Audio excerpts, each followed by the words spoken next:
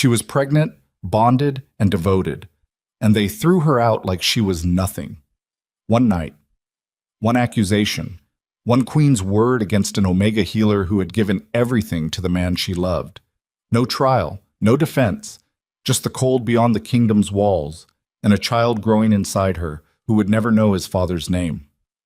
What happens when a king's own blood is weaponized against him, and the woman who carries his legacy vanishes into the dark? Stay until the end, because this one will break you before it builds you back up. Hit that like button and drop your city in the comments. I want to know where my people are watching from tonight. The great hall of Ashcroft Keep smelled like pine resin and old blood. Not the polished ceremonial blood of ritual, the kind that had soaked into the stone floors over 3 centuries of Alpha Kings who had ruled, quarreled, and died in this same vaulted chamber. The torches burned low along the columns, throwing orange light across the carved wolves that ran in relief along every archway, their stone mouths frozen mid-howl as if warning the living of something the dead already knew. Leora Everhart stood in the center of that hall with her hands clasped below her sternum and her chin level, because if she let her chin drop even a fraction of an inch, the Queen Mother would take it as confession. She was 24 years old, her hair was the color of dark honey, and it fell loose tonight because she had not expected to be summoned. She had been in the healing ward when the royal guards came, 3 of them, armor clanking down the corridor with a formality that made the apprentice healers press themselves against the walls. She hadn't been given time to braid it back. She hadn't been given time to put on the formal sash that marked her rank among the court healers. She stood in her working clothes, the gray linen tunic, the soft leather belt, the boots that still carried dried mud from the herb garden she'd been walking through at dusk. The Queen Mother sat at the far end of the long table that dominated the hall's center. Not in the throne room, that was deliberate. The throne room was for declarations made in daylight before witnesses who were invited. This room, at this hour, with this particular arrangement of guards along the walls, this was for something else. Vivian Ashcroft was 61 years old, and she looked like a woman who had never once been uncertain of anything. Her gray hair was pinned into an architecture of controlled severity. Her cheekbones were sharp enough to cast shadows. She wore deep burgundy, and around her throat was the black wolf-tooth collar that had been the emblem of the Alpha Queen Mother for 4 generations. She was not looking at Leora. She was looking at the document on the table in front of her, one finger tracing its edge the way a knife traces the perimeter of a wound before opening it. To her left sat Lord Councillor Bren Ashwick, the Queen Mother's oldest political ally, a heavy-set man with small eyes and the practiced neutrality of someone who had learned long ago to be wherever power wanted him without appearing to have walked there. To her right was Commander Harlan Voss, head of the Royal Guard, who had served Vivian since before Kaelin was born, and who looked at Leora now the way men look at problems they have already decided how to resolve. There was no one else. No court. No witnesses. No Kaelin. That was the first thing that told Leora how bad this was. "Close the doors," Vivian said, without looking up. The guards at the entrance pulled them shut. The sound was soft, more final than a slam would have been. Vivian let the silence stretch for another 10 seconds. Then she looked up. "You're carrying." Not a question, not an accusation yet. Just a statement, flat and precise as a blade laid on a table. Leora's hands tightened against each other below her sternum. She had known, since the moment she understood what was growing inside her, that this conversation was coming. She had rehearsed it 100 times in the dark of her room in the healer's wing, imagining every version of it. In none of those rehearsals had it begun quite this cleanly, quite this surgically. "Yes," she said. Vivian nodded once, the motion so small it barely moved the air. "When did you know?" 3 weeks ago. "And you told him? Tonight, before your guards came?" Something shifted in Vivian's expression, too controlled to call emotion, but she registered that information, filed it, moved on. "How far along?" 8 weeks by my own assessment. I am a healer, my lady. I know my body." "You are an Omega healer," Vivian said, "who has been sleeping with my son for the better part of a year and who has allowed—" "No." She paused, correcting herself with the deliberateness of someone who chooses words the way a general chooses ground. who has cultivated a bond attachment that the Alpha King, in a moment of physical susceptibility, allowed to take root. There is a difference. Leora felt the heat climb her throat. She kept her voice level. The bonding was mutual. He knows what he chose. He was in rut, Vivian said. Alphas in that state are not choosing. They are responding. That is the oldest manipulation in the world, and you, healer, know it better than anyone. I was asked. I did not initiate it. I did not. You were present. Vivian stood up, slowly, the way powerful people stand when they want the room to understand they are not rising in agitation, but in intention. She moved around the end of the table. Her footsteps were measured. You positioned yourself. In the healer's wing, accessible, competent enough to be trusted, personable enough to be liked, humble enough not to threaten. You built proximity. Then you let nature do the work you couldn't do through social maneuvering, because an Omega knows very well what proximity to a rutting Alpha means. She stopped 6 feet from Leora.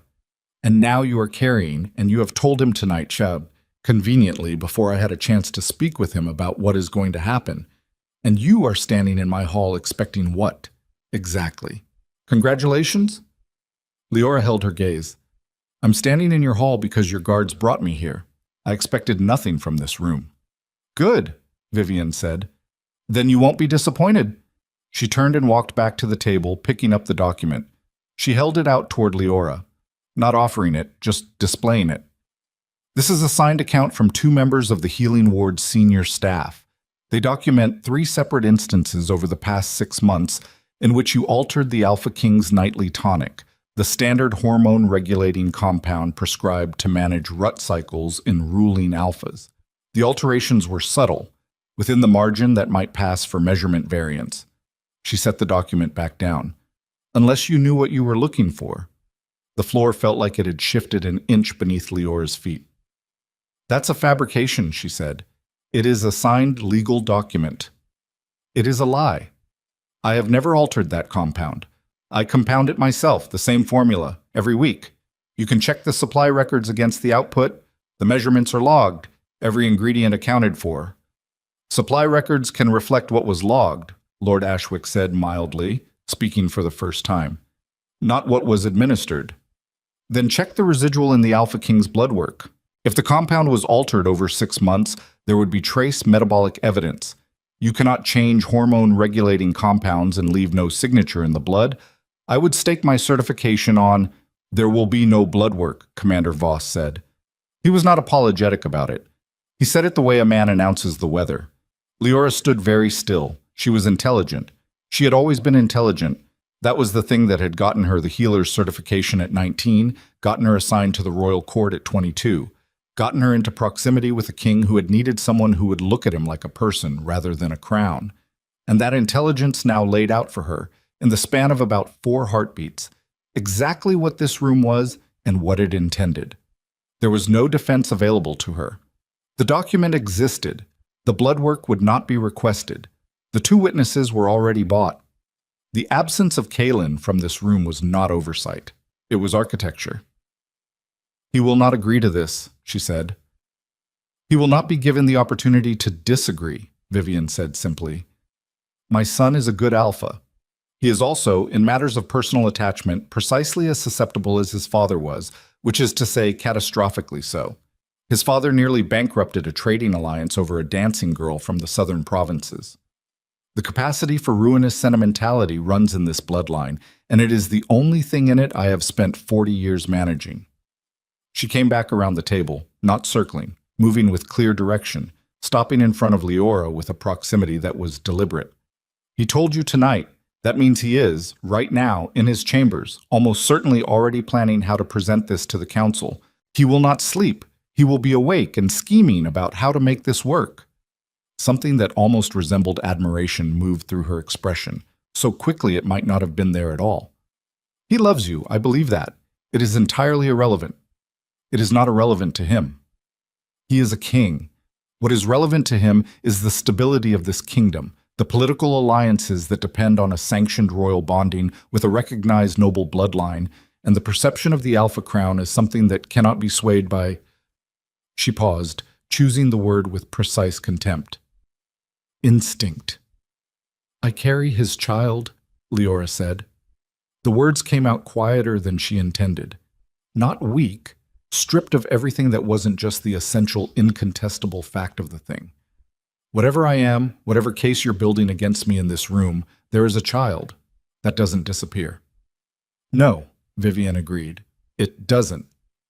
She looked at Leora with something that was not cruelty, or not only cruelty, but the cold, systematic assessment of a woman who has made hard choices for so long that she has become the logic of hard choices, has absorbed it into her structure the way a tree absorbs wire. The child will not be acknowledged. You will leave the kingdom before dawn. You will not be given funds. You are a certified healer. You will find work. I am not a monster. You will tell no one who the child's father is. You will not attempt to contact my son. If you attempt to return, the document currently sitting on that table becomes the public record, and you become not a discarded lover, but a criminal. She let that land. Do you understand me? Leora stared at her. There was a moment. She would remember it for years, would press her fingers against the memory of it the way you press a bruise to prove it's real. When the rage was so large she could not locate herself inside it. It wasn't hot rage. It was the cold, enormous kind, the kind that doesn't make you shake. It makes you very, very still, because your body understands instinctively that movement inside something this size will just scatter you. She thought about Kalen.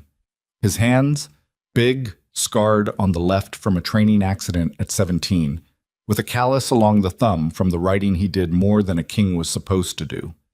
She thought about the night he had looked at her across the herb garden wall and said, with the complete absence of performance, I don't know what to do with how clearly I see you. And she had laughed because it was such an odd way to say it, and he had laughed too, startled by his own words, and that laugh, unguarded, slightly embarrassed, had been the moment she understood that whatever was happening between them was going to cost her something. She hadn't imagined it would cost her everything. He'll look for me, she said. He will, Vivian agreed. For a while. Then the war negotiations with the Northern Territories will require his full attention, and there will be a sanctioned bonding ceremony to arrange with the House of Aldrin, and there will be duty, which is the cure for everything if you apply enough of it. She tilted her head slightly. You are not his mate in any recognized sense. The bond is real to both of you, I don't doubt that. But a bond without ceremony, without acknowledgement, without the kingdom's witness, it is a private grief. He will carry it. He will survive it.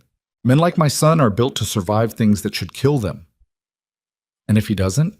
If he refuses the Aldrin bonding? If he will do his duty. He has always done his duty. Something moved across Vivian's face then. Something that was not nothing. Something that cost her before it was gone. He was raised to. The guards by the door had shifted. Voss moved forward to stand at Leora's side, not touching her, just establishing the perimeter of what was about to happen. You have 1 hour, Vivian said. There is a horse in the east stable, saddled, with a basic supply pack. The eastern gate will be unmanned until first light. What you take from your room is your own business. What you leave behind becomes property of the crown. She turned away. She picked up the document and moved it to the side of the table in a motion that said, filed, concluded, done. Do not waste the hour. Leora stood for 3 more seconds. Not because she hadn't heard, because she was doing something she would not allow herself to show. She was memorizing the room, the torchlight, the carved stone wolves, the Queen Mother's back in its burgundy dress, the smell of pine resin and cold stone and power that belonged to someone else.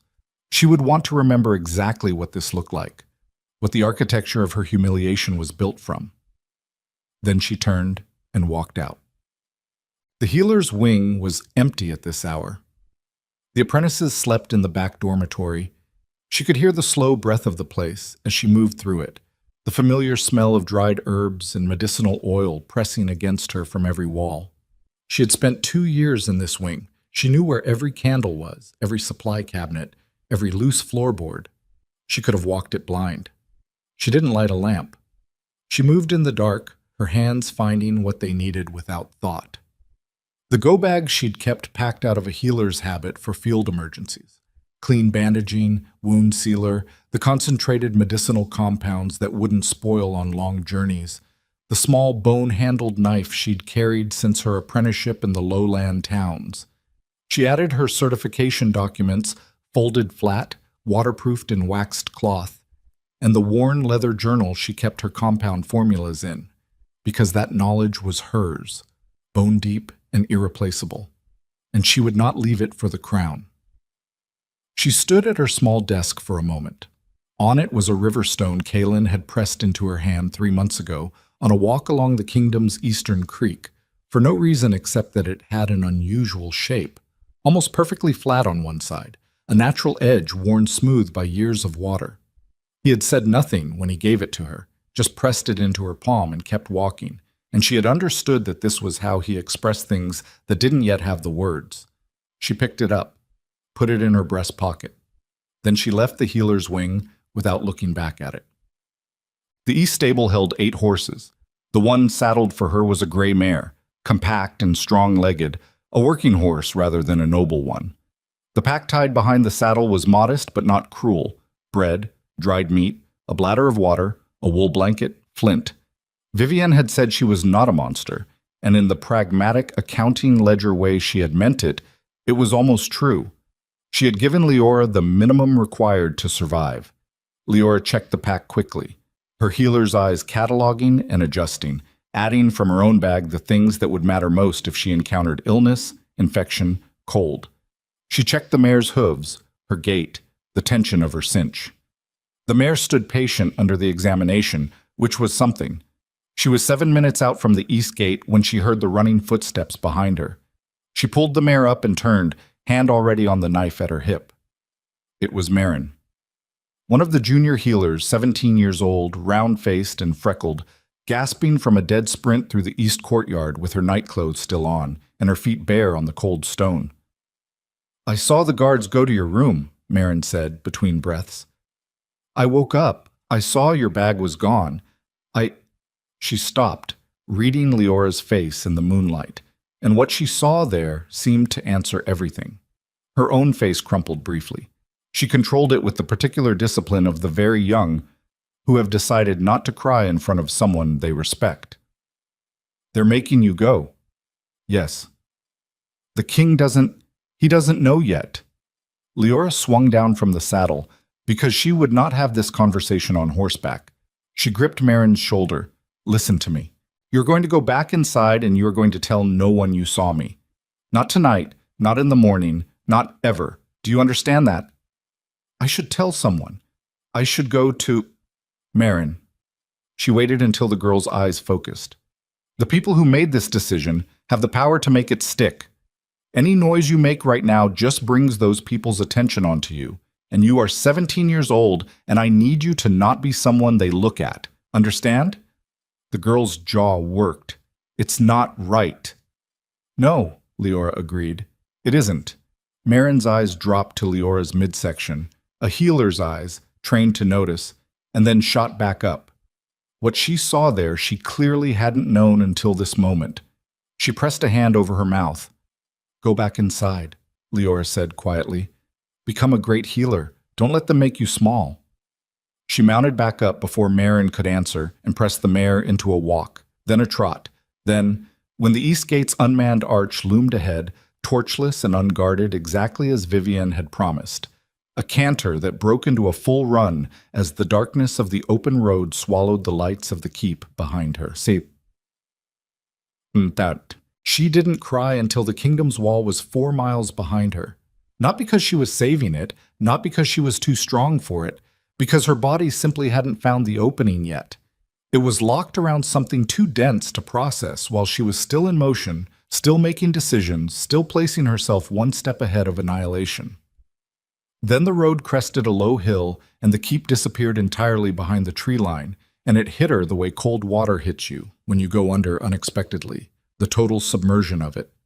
She pulled the mare to a stop at the top of the hill, in the dark, and she sat there and shook with it for a few minutes. Not loudly, not in any way she would have been ashamed of if someone could see, but in the deep body way that happens when enormous things pass through you on their way to becoming part of your structure. She pressed her palm flat against her belly. 8 weeks. A flutter of something, still below the threshold of sensation, too small to feel yet, but measurable, already its own argument for the future. Okay, she said out loud. To herself and to the something below sensation, and to the road ahead that ran into darkness she hadn't mapped yet. Okay? She pressed her heels to the mare's flanks and started east. For 3 weeks she moved. Not in a straight line, not with a single destination. She had spent 2 years treating border territory refugees in her apprenticeship. She knew how patrols moved. She knew what a woman alone on a road looked like to different kinds of men, and she made adjustments accordingly. She traveled by early morning and late afternoon, rested in the heat of midday, and at night found shelter in the way healers in the field learned to find shelter. Haystacks, abandoned sheds, twice the upper loft of a tavern stable, in exchange for basic medical care for the innkeeper's wife. She worked where she could. The certification documents had survived the journey undamaged. An Omega healer with verified credentials could find a day's wage almost anywhere in the outer territories. There was always sickness, always children with fever, always someone who'd put a blade through their own hand at harvest. She was good at it. She had always been good at it. The particular combination of patience and sharpness that healing required had been native to her long before the schooling formalized it. She didn't waste emotional energy on the situation's injustice. When there was immediate suffering in front of her that needed attention, and that disciplinist, the ability to file the unbearable in a separate cabinet until she had the bandwidth to deal with it, had been her actual survival resource, not the horse or the supply pack. The mare she sold in the 3rd week at a market town for enough coin to see her through 2 months of basic living. She named the town Marker 3 in her own internal map. She didn't let herself name places by their connection to what she'd lost, only by their position relative to where she was going. She was going to the Elvar Mountains, specifically to a settlement called Dunholt, 3 days into the northern foothills, which she'd heard mentioned twice by refugees she'd treated during her apprenticeship. A small, closed community suspicious of outsiders, not affiliated with any of the major kingdom networks. Isolated. Quiet. The kind of place that was described in those conversations in the particular flat way that meant nobody powerful was looking at it. That was all she needed. She arrived at the edge of Dunholt on a morning in early autumn when the mountain air had the first bite of what was coming and the trees along the approach were beginning to yellow at the tips. The settlement was smaller than she'd imagined. 30 or 40 buildings, tight clustered around a central well, hemmed in on 3 sides by the mountain's lower slope. There were children in the road, which was the first thing she noted. Children meant settled people, people who intended to stay, people who were not expecting to need to run. The second thing she noted was that there was no healer's sign over any building she could see. The woman who came out of the nearest house to look at her, heavy-set, gray-braided, with the permanent squint of someone who'd spent a lifetime doing detailed work in variable light, looked her up and down with the frank assessment of a person who didn't waste time on pretense. "You're a long way from anywhere," the woman said. "I'm looking for work," Leora said. "I'm a certified healer." The woman's eyes dropped to her belly, less obvious at 9 weeks, but to a perceptive eye, visible, and back up to her face. "Whose?" It was a blunt question, and for one fraction of a second Leora ran through every possible answer in the way she'd been running through it since the night she left, every version and permutation and cover story. "Mine," she said. "That's all." The woman looked at her for a long time, then she stepped back from her doorway. "Well," she said, "come in then. There's tea." She would spend 7 years in Dunholt before the boys became too visible to stay. She delivered Rowan first, then Riker, 40 minutes apart on a February night that brought the worst snowstorm the settlement had seen in a decade, as if the world itself was announcing something it couldn't quite keep quiet. The midwife, the woman at the door, whose name was Esna Calloway, and who became, over the years, the closest thing to family Leora had, caught them both and laid them on Leora's chest and said, in a voice that was not quite steady, "Well, that's unexpected," which was such a tremendous understatement that Leora had laughed despite everything, despite the exhaustion and the grief and the 7-year wait of what she was doing. and the laugh had made both babies startle and open their dark eyes and look at her with the absolute directness of newborns who have not yet learned to look at anything but the essential. They were going to look like their father. She understood that immediately. The bone structure was already there, the jaw, the particular set of the brow. They would carry it their whole lives, the evidence written into their faces, and there was nothing to be done about it except make sure that no one who could read that evidence was ever in a position to see it. She named Rowan for the mountain tree, roots that hold ground the year around. Riker. Because Kaelin had mentioned once, in a late evening in the herb garden, a great-uncle by that name, who had been the only person in 3 generations of the Drax line to refuse a political appointment he disagreed with. She had never told him she was keeping it, but she kept it. She taught them what she knew, herb lore by 4, wound triage by 6, the basic theory of infection and fever management by 8. She taught them to read and write, to track weather by the pressure in the air, to know the difference between a medicinal plant and its poisonous neighbor. She taught them that strength without judgment was just weight moving through the world and damaging things. She taught them about the alpha dynamics of the outer territories, careful, factual, matter of fact, because they were alphas, both of them. She had known it before they could walk, and ignorance of their own nature would be more dangerous to them than any enemy. She did not teach them their father's name. She did not teach them the name of the kingdom she had come from. She called it the East, if it came up, and it came up as rarely as she could manage.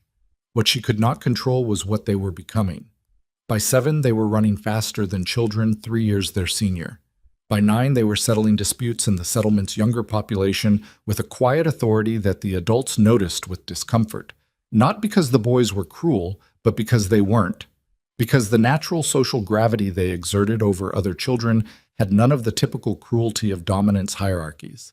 It was just a cleanness of presence that made other people organize around them.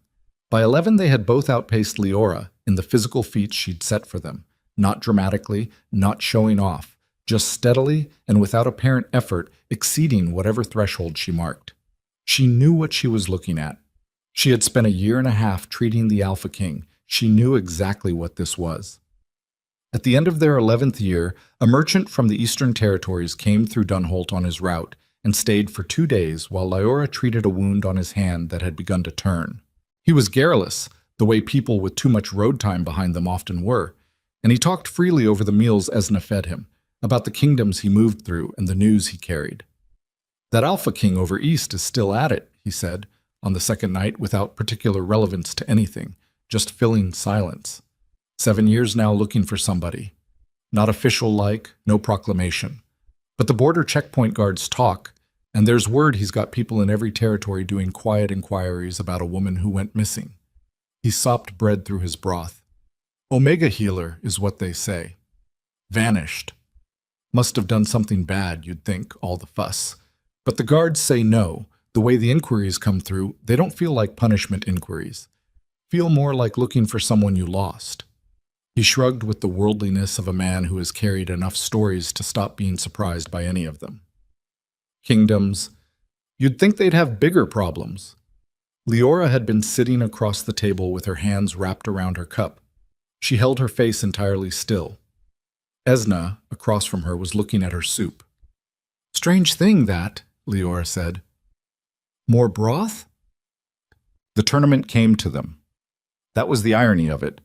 She would later think that she had known, somewhere below the surface, that Dunholt would not hold them forever.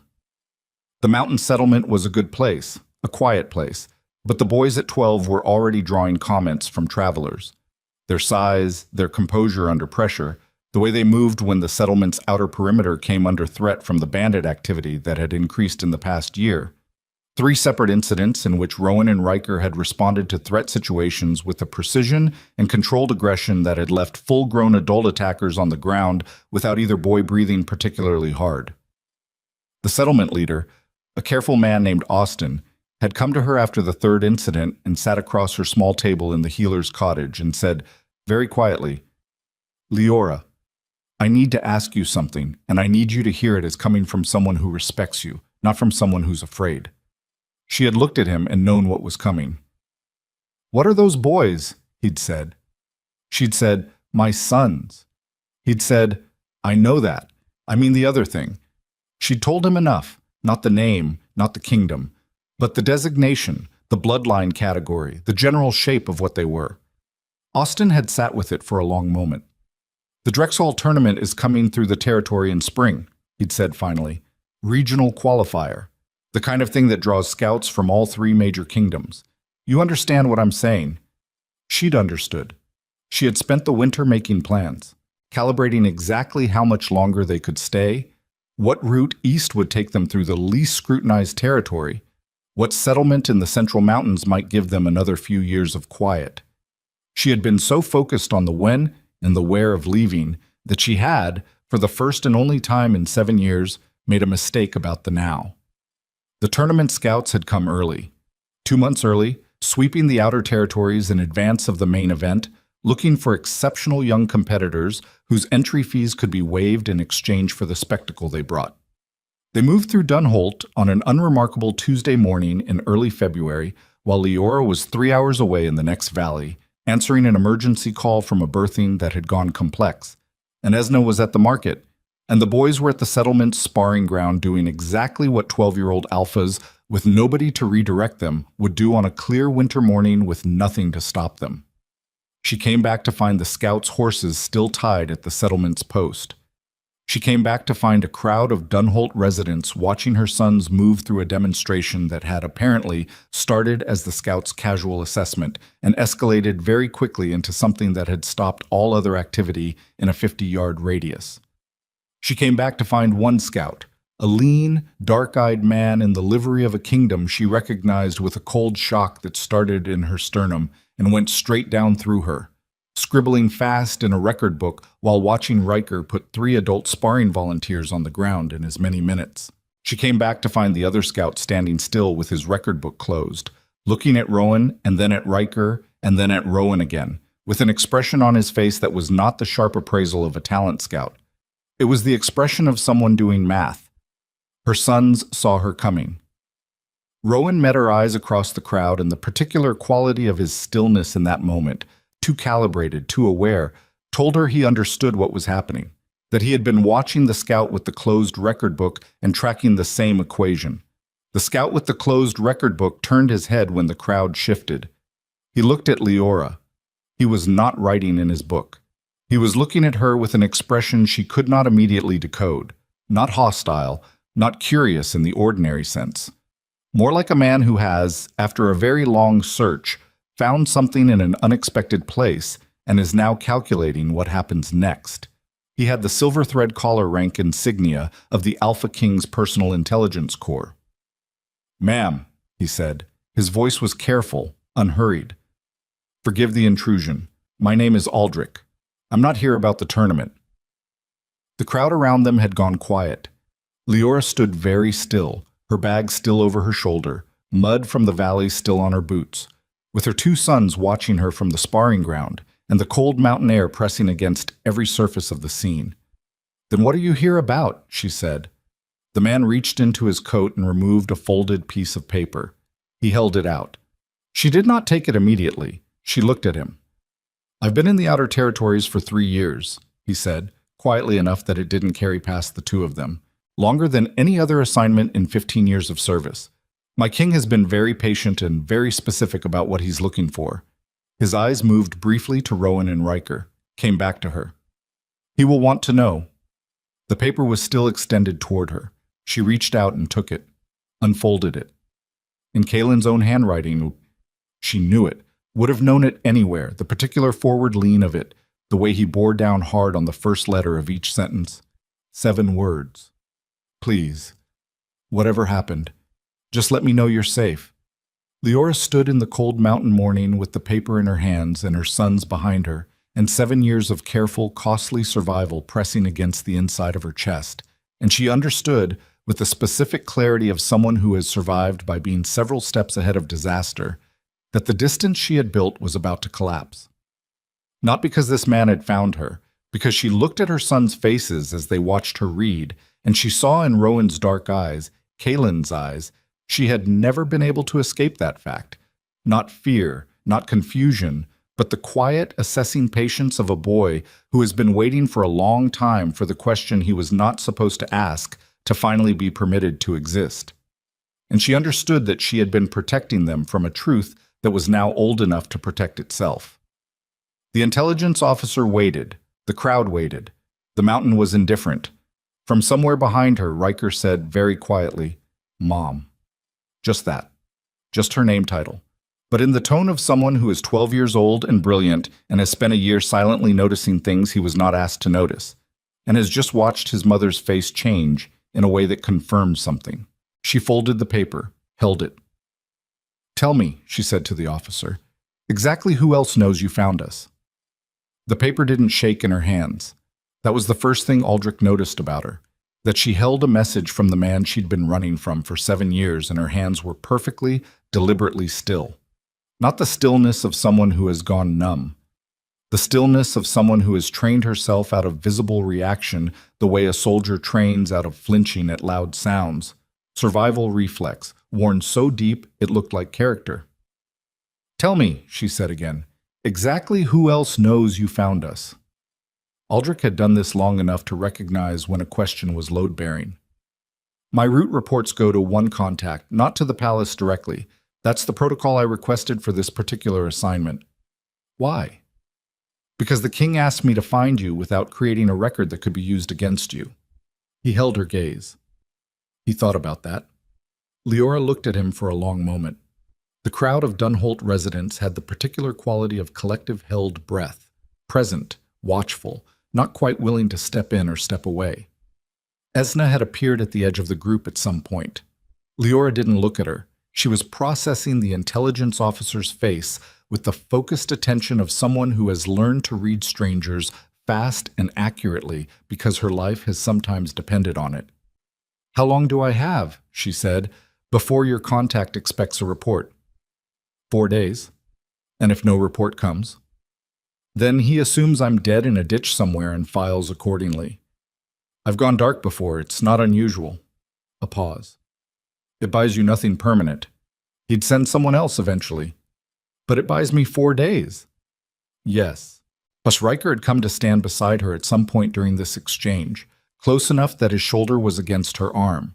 He was 12 years old and already level with her chin, and he was reading the man in front of them with the same precise attention she was, and she was aware, with a complicated pride she had no time to examine, that he had positioned himself between her and the officer without being asked to. Rowan was still at the sparring ground. She could feel him behind her the way you feel weather before it arrives. "Boys," she said, without turning around, "go inside." Neither of them moved. She turned then, looked at them both. Rowan had his father's jaw set in his father's particular way. Not defiant, not sulking, just immovable in the manner of someone who has decided that this is where he stands. Riker had her own eyes looking back at her from a face that was increasingly not hers, and what was in those eyes was not a child's plea to be included, but something older and more patient than that. "We're not going inside," Rowan said, quiet, final. She looked at him for 3 seconds, at Riker, at the paper still in her hand. "Then stand there and don't speak," she said. She turned back to Aldrich. "Come inside, not them, not yet." Oops. Esna's kitchen was warm and smelled like the rosemary she kept drying above the hearth, and it was the most aggressively ordinary room Leora could have put this conversation in, which was probably why she chose it. Ordinary rooms had a way of keeping things from expanding past what they actually were. She sat across the table from Aldrich. She did not offer tea. She put the paper on the table between them and pressed her fingers flat on it. "Tell me what you know about the night I left." Aldrich was quiet for a moment.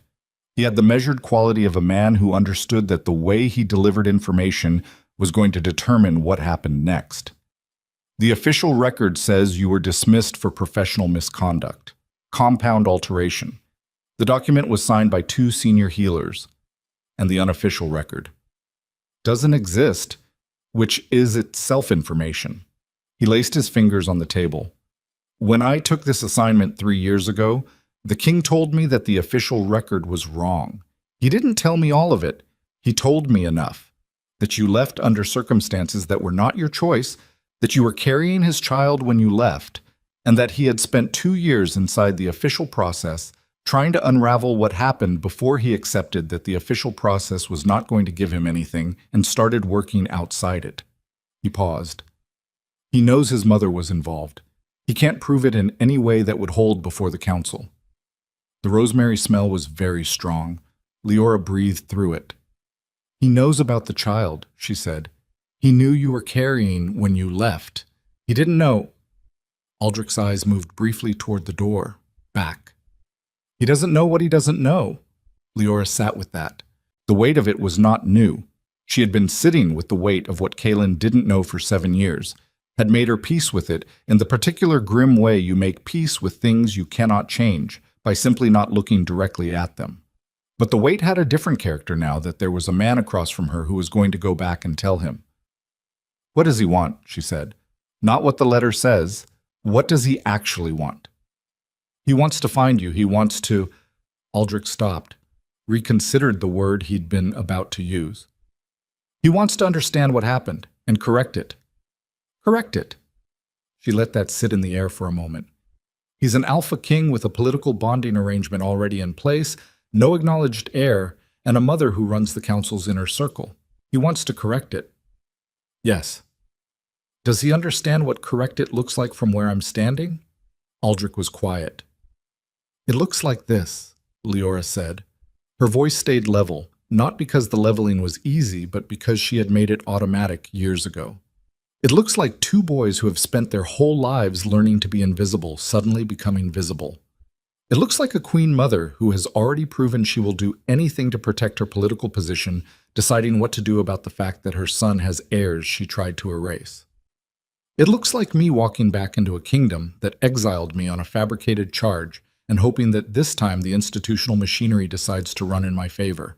She pulled the letter off the table and folded it back. That is what correct it looks like. So I want to know if he's actually thought about that or if he just wants his mate back. The directness of it seemed to land on Aldrich with a specific weight. He was quiet for long enough that it wasn't a pause. It was a genuine consideration. Both, he said finally. I think it's both. And I think if you asked him to choose, he'd choose wrong and then spend the rest of his life working to make it right. He met her eyes. I don't think that's a comfort. No, she agreed. It isn't. She stood up, went to the window. Outside, the 2 boys were sitting on Esna's front step with the strategic patience of people who had decided that proximity was its own form of participation. Rowan was talking to Esna, or listening to her. She couldn't hear through the glass, but Esna's posture had the quality it always had when she was doing something practical with her hands to give herself something to do while she said something true. Riker was watching the street with his jaw resting on his fist and his eyes tracking everything that moved. She had raised them in the specific discipline of stillness, of not announcing themselves, not broadcasting their nature, not letting the particular gravity of what they were expand beyond what the immediate situation required. And they had learned it, had worn it well. But she watched Riker track that street and understood that the discipline was a coat, not a skin. Underneath it, they were exactly what they were, had always been, would always be. If I send you back with nothing, she said, without turning from the window, he sends someone else in 4 days. Eventually, someone less careful, someone who doesn't know how to not make a record. Yes. And if I send you back with a message, the Queen Mother's intelligence people, she has them, I'm not naive about that, will eventually intercept it or read the pattern of where you've been and work backward. Possibly, probably, given enough time. So the only version of this where my son stays safe is a version where this resolves fast, visibly, and on terms that take the Queen Mother's leverage away before she can use it. Aldrich said nothing. He was smart enough to recognize when someone was thinking out loud and needed no help. Leora turned around. Go back, she said. Tell him you found us. Tell him we're well. Tell him... She stopped. Something moved across her face that she did not attempt to control. A complicated movement, the kind that happens when you have compressed something for 7 years and the container develops a crack. It passed. Tell him the boys look like him. He'll want to know that. Aldrich nodded, careful. Tell him also that if he moves wrong on this, if he comes at it loud or fast or without handling the council and his mother first, if there is any version of him arriving in my life that doesn't already have the outcome secured, I will move again. I am very good at moving. He knows that. He does, Aldrich said. Tell him I need 60 days, and tell him I need proof of what his mother did, not for me, for the council.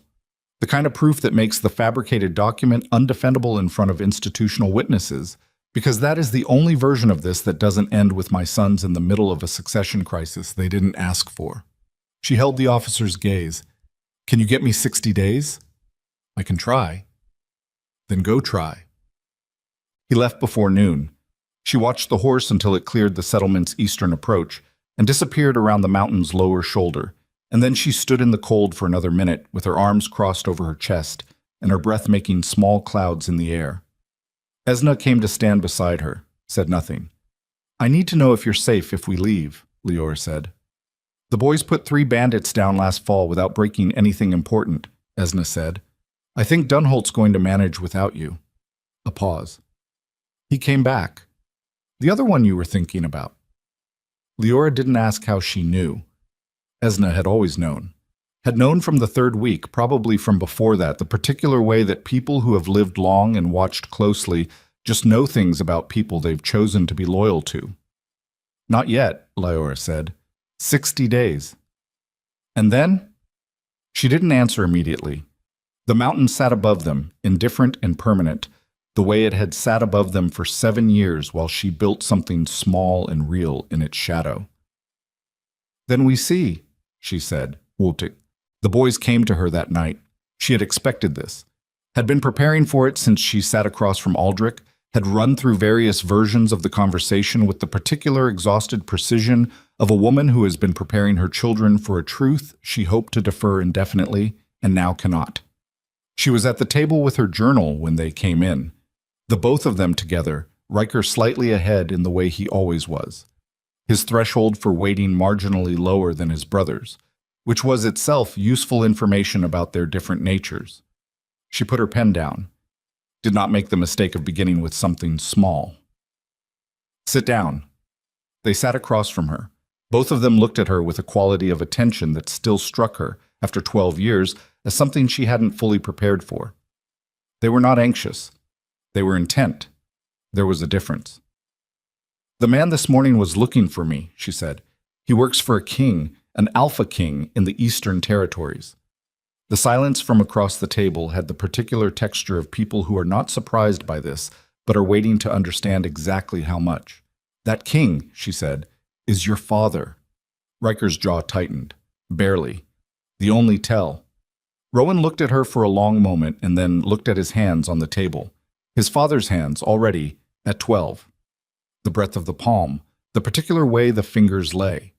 He turned them over, looked at them, turned them back. It was such a specific and unexpected gesture that her chest did something complicated. Why didn't you tell us, he said. Not an accusation, an actual question. Because his mother, your grandmother, used political power to falsify a criminal charge against me and have me exiled before he knew I was carrying you. Because the safest version of your childhood was the version where you had no name attached to you that anyone powerful wanted to control. She kept her voice steady. Because I made a choice to protect you before I could ask you what you wanted protected. Riker looked up. Does he know about us? He knows I was carrying when I left.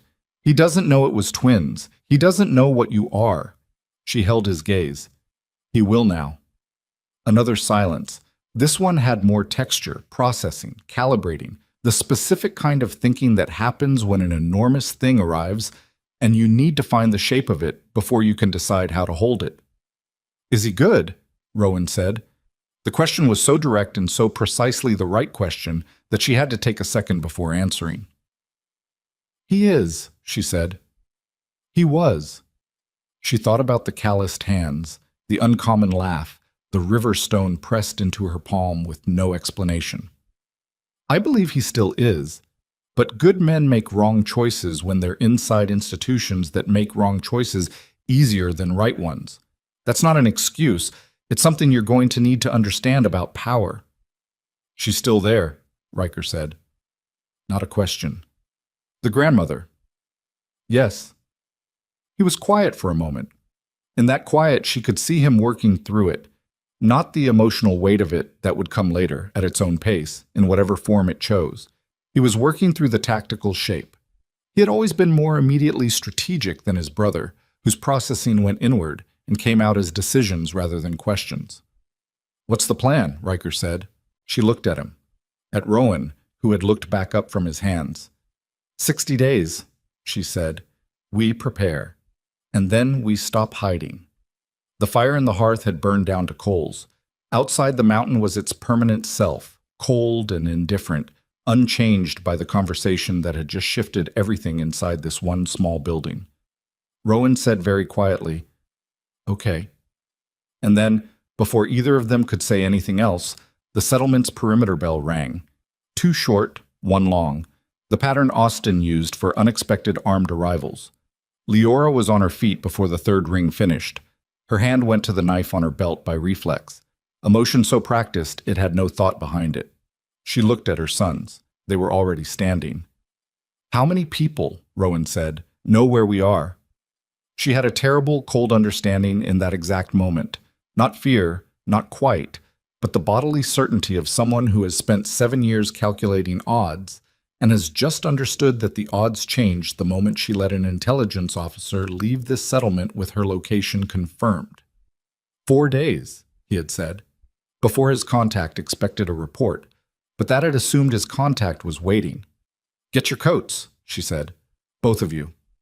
The bell rang twice more before Leora reached the door. She pulled it open and the cold came in hard, carrying the sound of horses. Not 1 or 2, the soft arrival of a scout or a trader, but the weight of a group moving with the particular compressed purpose of people who are not here to negotiate. She counted the hoofbeats by instinct. 6, maybe 7. The perimeter torches on the settlement's north approach were lit, which meant Austin's watch had seen them coming down the mountain road and had enough time to ring the bell before positions were taken. Esna was already in the doorway behind her, one hand on the frame, reading the same sounds. "How many can Austin's people handle?" Leora said. "Depends on who they are." "They're not bandits." Bandits didn't move like this, coordinated, unhurried, with the specific confidence of people who believe the arithmetic of force is already settled. "Get to Austin. Tell him I need 5 minutes before anyone opens anything. 5 minutes." Esna was gone before she finished the sentence. Leora turned to the boys. They were dressed, coats on, the go-bags she'd kept packed for 2 years already over Riker's shoulder. He'd gotten there first, which told her he'd had them out from under the bed before she'd finished speaking, which meant he'd known where they were and had been tracking them unconsciously the way children of people who are always preparing to leave learn to track exits. "You knew about those bags," she said. "For about 3 years," Riker said. She almost said something about it, didn't, filed it. "Listen to me." She stepped close and kept her voice low, not from fear of being heard through the walls, but from the instinct that serious things deserved compact delivery. "We do not run yet. Running right now without information is just motion. It costs us the settlement's cover, and it costs us knowing who those people are. And both of those things matter more than the head start." She looked at Rowan, then Riker. "We go to the gate. We stand behind Austin. We learn. And then we decide." "What if they already know where we are?" Rowan said. "Then they know. And the question becomes what they want, which is still information we need." She held his gaze. "Stay behind me. Both of you. Don't speak unless I tell you to." She took her knife off the belt and put it inside her coat instead, where the reach was less obvious. Then she walked toward the settlement's north gate. All right. The gate was a timber frame reinforced with iron bands, solid enough to slow a small mounted group, but not to stop one. Austin was already there with 4 of his people, 2 of them armed, all of them standing with the specific alert stillness of people trying to project more confidence than they have. He looked at Leora when she came to stand beside him, and his expression said everything. "I don't know what this is, and I need you to tell me." She couldn't tell him. Through the gate's upper viewing slot, she could see the torchlight catching the livery on the lead rider's coat, dark green with a silver border. She knew that combination. Had spent 7 years specifically not thinking about it, but recognition doesn't care about intention. It fires the moment the pattern arrives, bypassing everything. Ashcroft Kingdom Livery. Royal Dispatch. Not the Intelligence Corps. Royal Dispatch, which was the office that moved official communications and official personnel between the throne and the outer territories, which operated under the Queen Mother's direct administrative authority. Aldrich had been gone 6 hours. 6 hours was not enough time for a message to travel east and come back west with a mounted response party, which meant this group had not been sent in response to Aldrich's report, which meant they had been moving before Aldrich arrived, which meant someone had known where to look before Aldrich found her. The math of it arrived all at once, and she stood very still while it settled. She had been found twice in the same day. The second group had not needed the first group's information. That was not coincidence.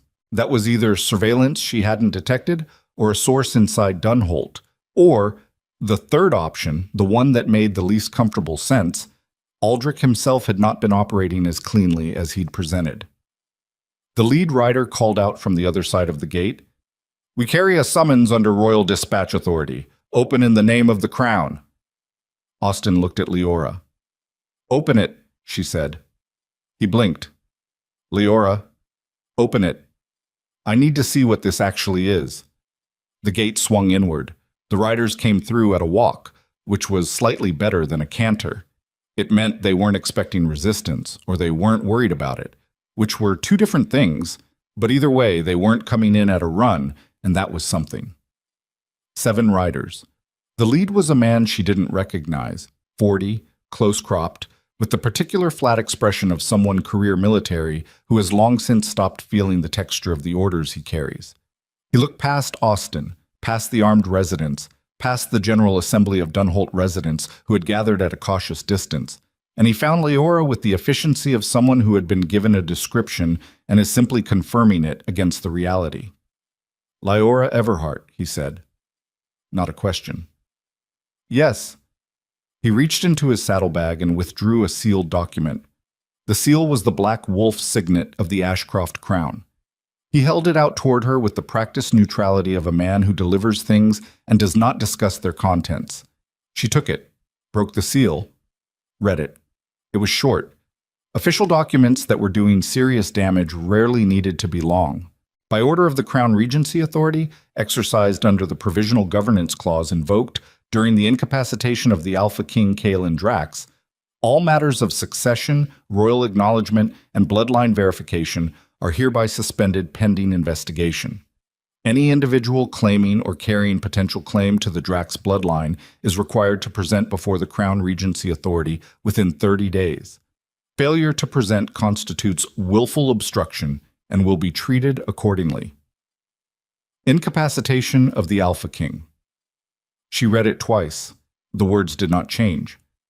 "What happened to him?" she said. The writer looked at her with the flat professional neutrality. "That information is not included in my dispatch." "I'm not asking about your dispatch. I'm asking what happened to the Alpha King." "I'm not authorized to He is the father of my children." The words came out with a coldness she didn't plan. "You will tell me what happened to him." Something moved in the writer's expression. Not much, just the small, involuntary shift of a man who has processed new information that changes the shape of what he's carrying. He'd been told she had a child. He had apparently not been told the children in question were standing 15 feet behind her, and were 12 years old and looked, if you knew what to look for, exactly like the man whose incapacitation he was dispatched to administer around. He looked at Rowan and Riker. Back at Leora. "There was an attack," he said more quietly. 3 nights ago, on the road between the capital and the Eastern Trade Summit. The Alpha King was ambushed. His guard was taken down. A pause, measured, as if he was calibrating how much was within the bounds of what he could say without it counting as a breach. "He is alive." "He is not. He was not in a condition to govern.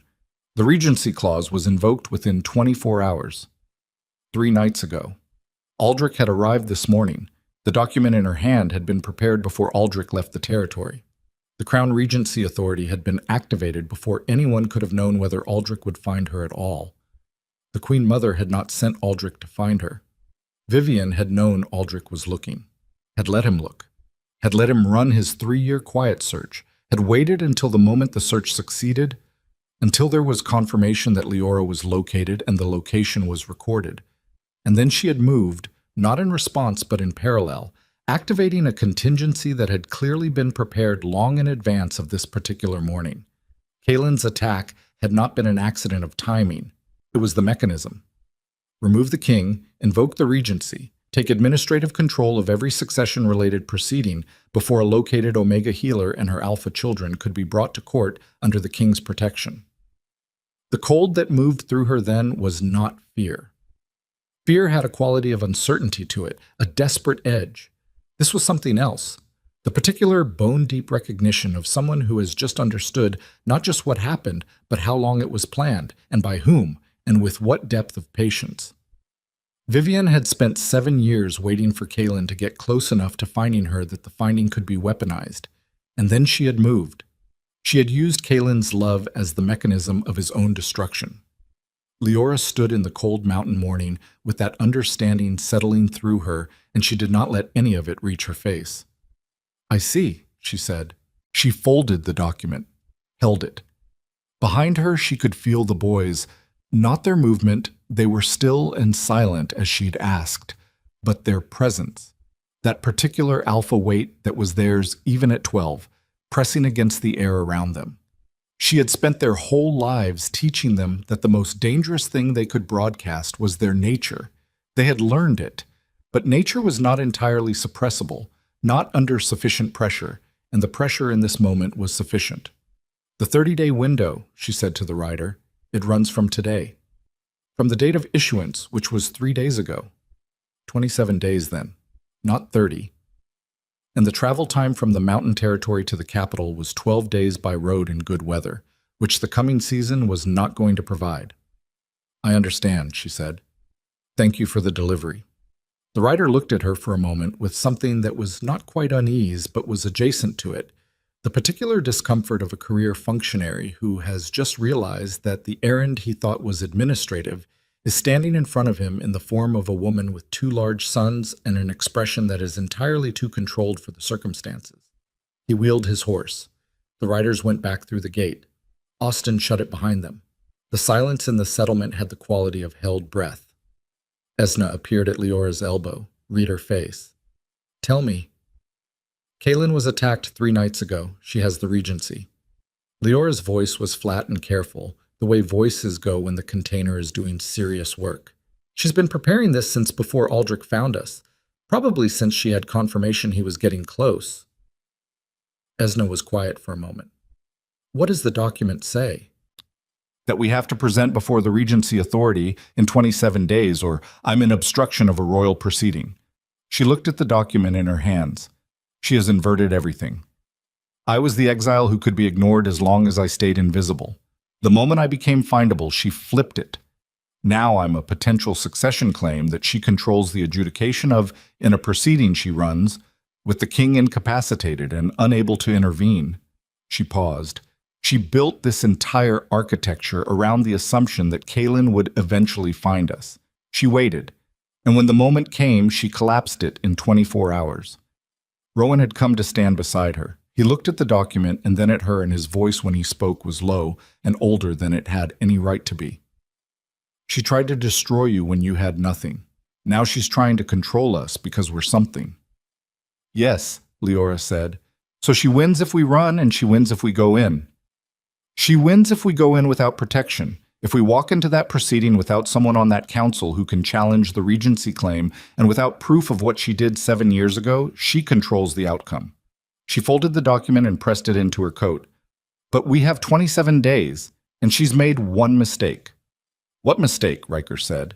"She needed Kaelin incapacitated to invoke the regency, but she needed him alive to maintain the political legitimacy of the regency claim. A dead king doesn't need a regent, he needs a succession proceeding, which is a different and far messier legal instrument. So he is alive." She looked at her sons. "He is alive, and he is somewhere inside that kingdom's infrastructure, and he is presumably aware that a regency has been invoked around him, which means he is not passive. He is an alpha king who has spent 7 years doing things his mother didn't know about. He has resources she doesn't control. She breathed. We need to get to him before the 30 days close. Through what road? Riker said. She just sent 7 riders to this location. She knows where we are. She knows where we were. Leora looked at Esna. I need everything we can carry in an hour. Esna nodded once, sharp, and moved. Austin had been standing at the edge of this exchange with the expression of a man who is watching events happen in his settlement that are larger than anything he was prepared to administrate. He looked at Leora now. There's a southern pass, he said. Takes 3 days longer than the road, but it doesn't connect to any of the main dispatch routes. My brother used it for 15 years moving goods that didn't need inspection. Who knows about it? People who needed to. None of them work for a crown. She looked at him. He was a careful man, a decent man, one of the people she had found in the mountain years that she had not anticipated and had not planned for and had been grateful for anyway. She had spent 7 years not letting gratitude make her slow. She let herself feel it now for exactly 3 seconds because she understood she might not have another chance. Thank you, she said, for all of it. He nodded. His jaw was tight. Bring those boys back in one piece. Done. They were packed and moving inside the hour, through the settlement's southern edge before the light shifted, following Austin's directions in the specific way of people who have learned to memorize a route on first telling because there is no second chance to ask. Esna walked with them to the tree line. She stopped there, which was the line she'd always drawn. She was a woman of the mountain, and she knew it, and she had never pretended otherwise. She gripped Leora's arm at the wrist, the healer's grip, firm and precise. Said nothing. Let go. Leora looked at her once. Then she turned into the tree line with her sons, and the mountain closed behind them. The southern pass was narrow, and the footing was bad, and the cold was the specific deep cold of altitude that gets into the joints if you let yourself slow down.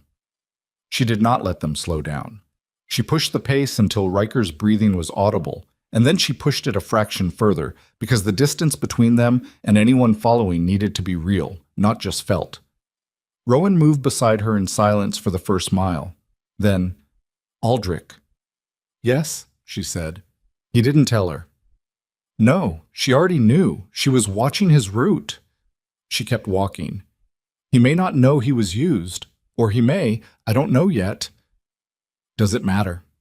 She thought about that, about a man who had spent 3 years in the Outer Territories doing what he believed was his king's work, who may or may not have understood that the information he was gathering was being read over his shoulder by the wrong person. It matters for how I treat him if I see him again, she said. It doesn't matter for what we do now. They walked. The trees thickened. The light came through in pieces, thin and pale, the kind of winter light that gives you enough to see by and nothing to feel warm from.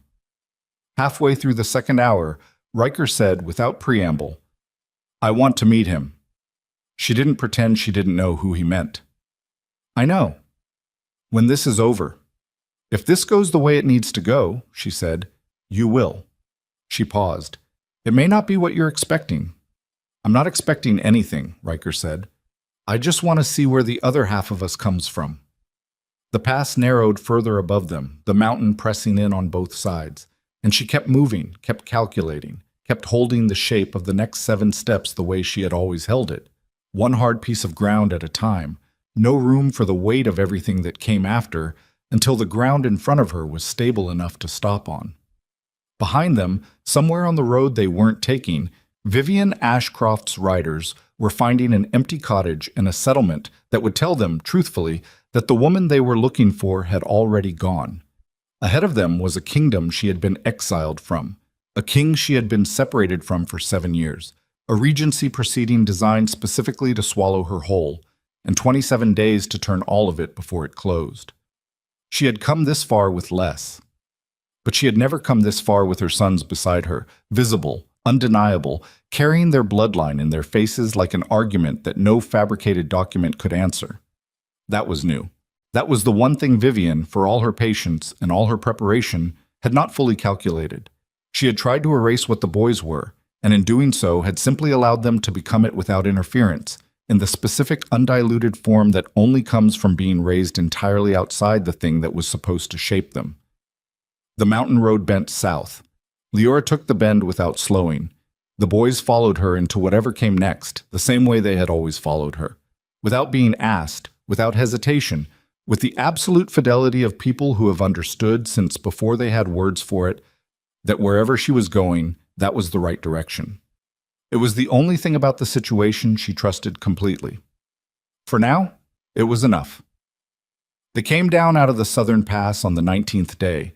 12 days of mountain road had carved the soft margin off all three of them. Leora's face was sharper, wind-burned along the cheekbones, her hands rougher from the cold than they'd been in years. The boys had grown something in the past that wasn't quite visible, but was entirely present, a density that comes from sustained physical difficulty, from sleeping in bad conditions and moving through worse ones and having no option but to continue. They did not complain.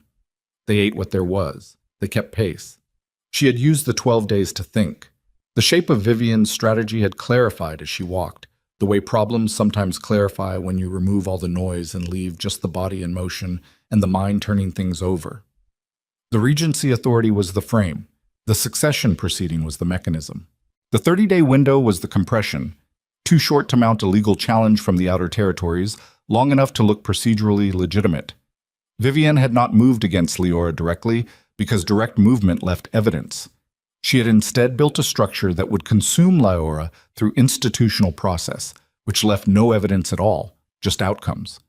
The only counter to institutional process was institutional process, which meant she needed to reach the council before the proceeding closed, which meant she needed the proof Kalen had been gathering, or Kalen himself, or both. On the 14th day, she'd made contact through a border territory trader whose routes she'd learned years ago during her apprenticeship, a man named Corso who moved goods through channels that didn't intersect with Crown dispatch routes, and who owed her a specific debt from a complicated situation involving his youngest daughter and a fever that had gone septic. She'd sent one message. 3 sentences.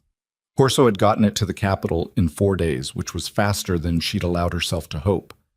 The response had come back 2 days later, tucked inside a package of grain supplies at the pass's southern way station, written in a hand she didn't recognize on paper that smelled like the capital's specific combination of pine smoke and river damp. It said, East Gate, Inner Ward, Aldrich, dawn, day 20. That was all. No signature, no seal. She had stared at it for a long time in the way station's cold light, and then she'd folded it and put it in her coat next to the riverstone in the original letter, and she had kept moving. The capital city of the Ashcroft Kingdom sat in a river bend, walled on 3 sides with the 4th backed against a cliff face that dropped 40 feet to the Ashrin River. Leora had lived inside those walls for 2 years. She knew the smell of the place before she saw it. River water and iron and wood smoke and the particular mineral quality of stone that has been inhabited for 3 centuries. She stood at the tree line on the morning of the 20th day with her sons on either side of her and looked at it across 2 miles of open ground. If Aldrich was used, Riker said, this could be a trap. Yes, she said, but we're going in anyway. We're going in with our eyes open, which is different from walking into a trap. She looked at the walls. She wants me inside the proceeding, not dead in a field. Dead in a field creates a martyr and an evidence problem. Controlled inside the institution is what she's built for. She paused. That means inside those walls, we have more protection than we do out here. That's a strange kind of protection, Rowan said. Most of the real kind is. The East Gate's inner ward was a service entrance, used by supply carts and trade deliveries, lower traffic than the main gates, guarded by rotation rather than standing post. At dawn, the rotation changed, which created a 4-minute window when the exiting guard had moved and the incoming guard hadn't settled. That window had been used by people who needed to move quietly through the capital for as long as the gate had existed. Leora knew this because she had used it herself, twice, during her 2 years in the healer's wing, for reasons that had seemed significant at the time and now seemed very small.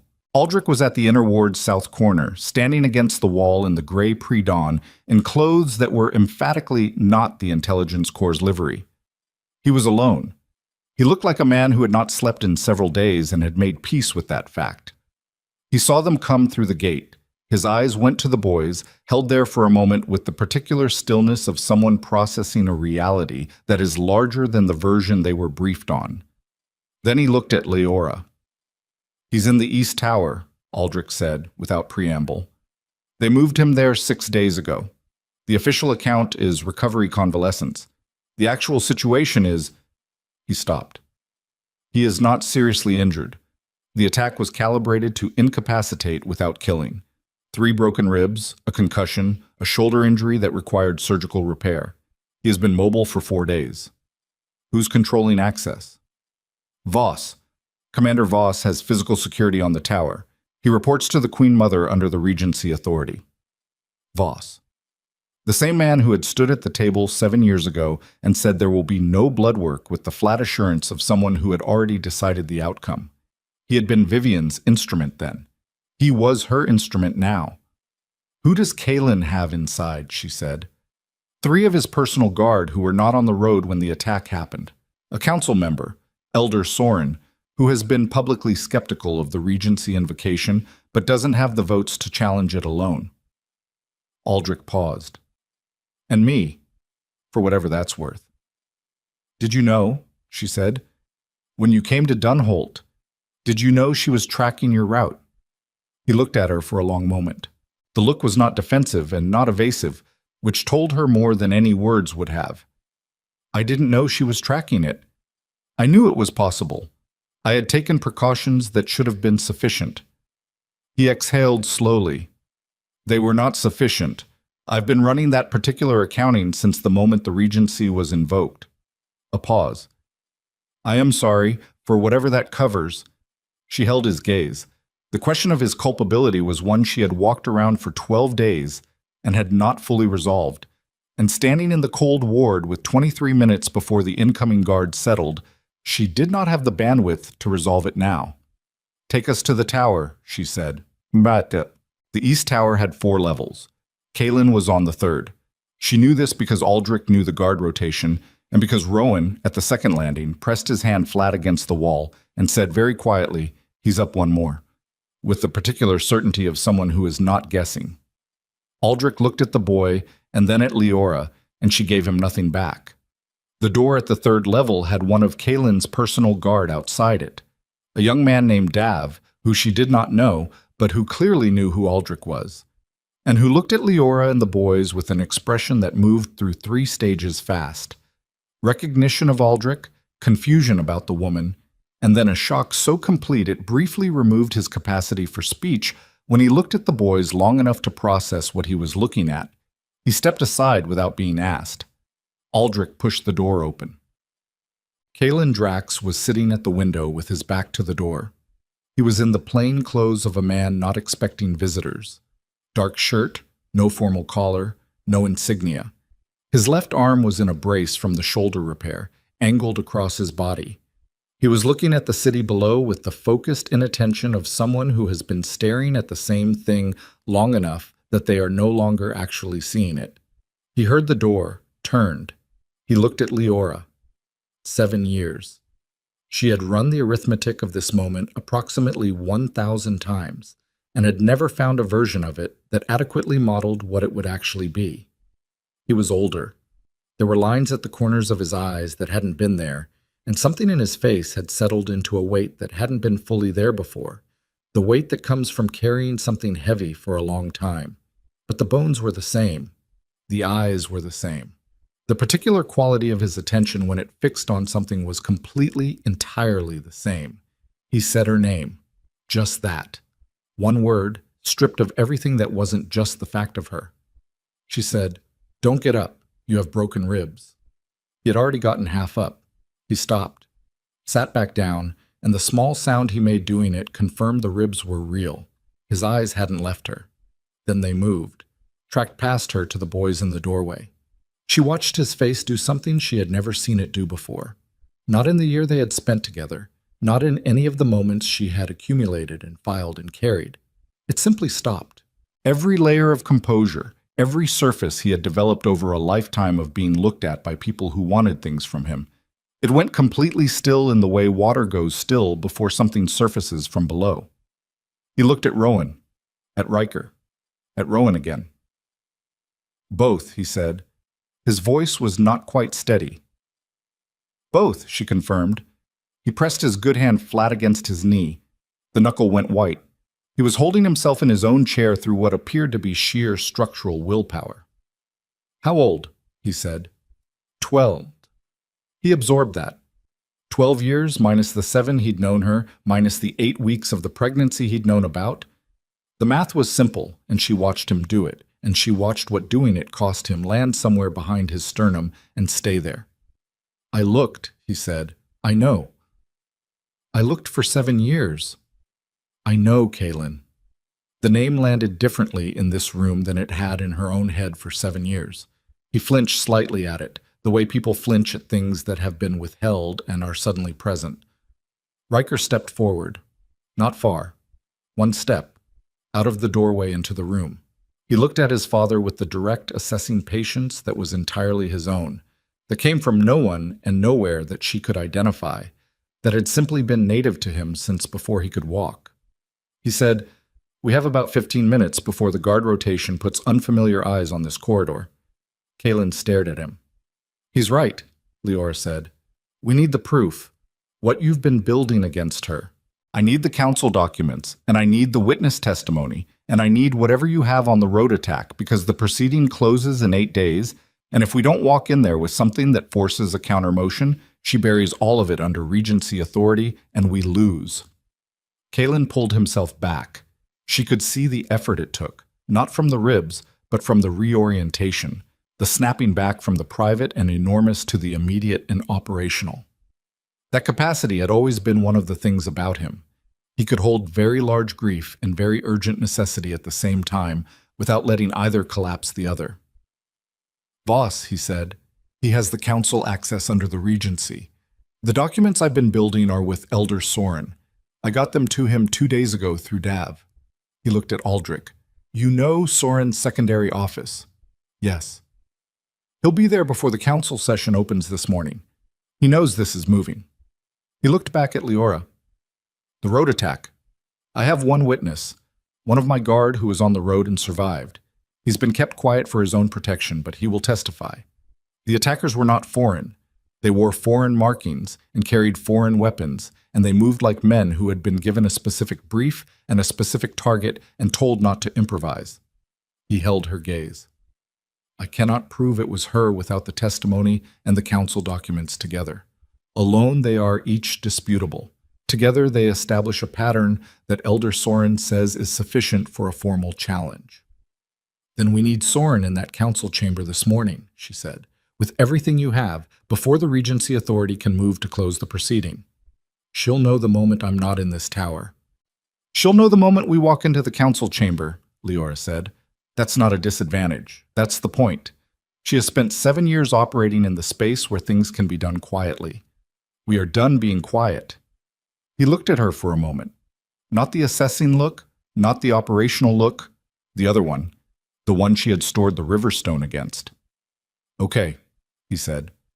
He stood up slowly, managing the ribs with the controlled breathing of someone who had made an arrangement with his own pain. He was taller than she remembered, or she had simply compressed the memory in the years of not looking at it. He looked at Rowan and then Riker, and something moved across his face with the brevity of lightning. Not grief now, something on the other side of grief, something that had not had a name until this moment. "I don't know how to—" he started. "Later," Leora said. Not unkindly. "We do this first, then later."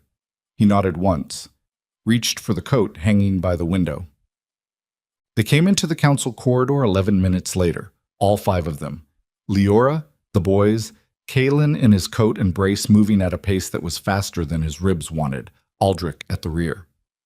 Elder Soren was already in the corridor outside the chamber door, a slight, white-haired man with the careful eyes of someone who has been in institutional politics long enough to recognize a convergence when he sees one arriving from 2 directions at once. He looked at Kaylin, at Leora, at the boys. He did the math quickly, and his expression adjusted. "The documents are inside," Soren said. "My motion for counter-proceeding is already filed. but she has 5 council votes aligned and I have 3. He looked at Leora. You are the variable she didn't account for in the vote architecture. An acknowledged omega mate with surviving children changes the succession calculus in ways the existing council alignment wasn't built to absorb. She built the alignment before she knew about us, Leora said. Yes. She built it for a different problem. The chamber doors at the far end of the corridor swung open. Vivian Ashcroft walked out of them. She was not surprised. The expression on her face when she saw Kaylin upright and moving and accompanied was not surprise. It was the controlled recalibration of someone who is very fast and has seen bad developments before and has already begun rerouting before the surface shows anything. Her eyes moved across the group with the economy of a woman cataloging threats in order of urgency. They stopped on the boys. For the first time in Leora's experience of her, something cracked in Vivian Ashcroft's face that was not calculated and not controlled. It lasted less than 2 seconds. She assembled it back.